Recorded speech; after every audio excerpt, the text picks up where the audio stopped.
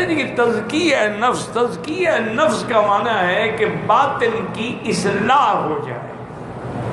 یعنی ظاہراً تو آپ حرام نہ کھائیں، حلال کھائیں، نماز پڑھیں، روزہ رکھیں، لیکن تزکیہ یہ ہے کہ اندر کی اصلاح ہو.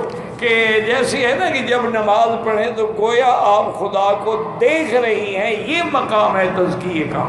اور یہ ایسے حاصل نہیں ہوتا مگر اللہ والوں کی صحبت کی. چونکہ تزکیہ لفظ متعدی ہے، اس کے لیے مزکی کا ہونا ضروری ہے. جیسے مربع ہے تو مربی کا ہونا ضروری ہے کہ بنانے والا کوئی ہو. اسی لیے اللہ نے پیغمبر کے ذمے میں لگایا کہ آپ کے ذمے یہ بھی ہے وَيُزَكِّيهِمْ کہ ان کا تزکیہ فرمائیں.